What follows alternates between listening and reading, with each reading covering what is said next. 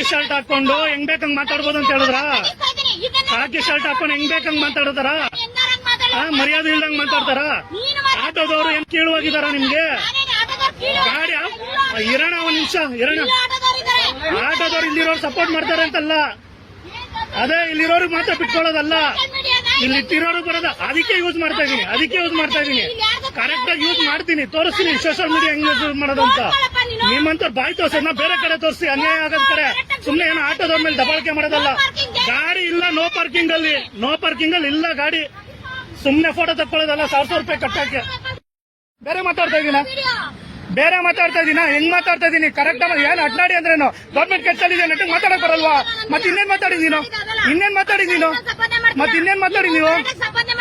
No parking ಅಲ್ಲಿ ಇದ್ರೆ ತಗೋ, ಬೇಡ ಅನ್ನಲ್ಲ. ಗಾಡಿನೇ ಆಫ್ ಆಗಿಲ್ಲ, ಅದ್ ಹೆಂಗ್ ತಗೊಂಡೆ ಫೋಟೋ ನೀನು? ತಗೋ ಮಾತಾಡ್ತಾನೆ ಇದೀನಲ್ವಾ? ಕರೆಕ್ಟ್ ಆಗಿರೋದನ್ನ ಕೇಳಿದ್ರೆ ಕರೆಕ್ಟ್ ಆಗಿ ವ್ಯವಹಾರ. ನೋ ಪಾರ್ಕಿಂಗ್ ಅಲ್ಲಿ ಇದ್ದೀರ ತಗೊಳ್ರಿ, ಬೇಡ ಅನ್ನಲ್ಲ. ಗಾಡಿನೇ ಆಫ್ ಆಗಿಲ್ಲ, ಸುಮ್ನೆ ಏನಕ್ಕೆ ತಗೋತೀಯ ಫೋಟೋನ? 500 ರೂಪಾಯಿ 1,000 ರೂಪಾಯಿ ದಂಡ ಕಟ್ಟಕ್ಕೆ ಏನ್ ಹುಚ್ಚ ನಮ್ಗೆ? ನಿನ್ ಜಾಬ್ಗಲ್ಲ, ನೀನು ಹಾಕೊಳ್ಳಲ್ಲ ಮತ್ತೆ. ನೋ ಪಾರ್ಕಿಂಗ್ ಅಲ್ಲಿ ಇರತ್ತಕ್ಕೆ ಬಾ.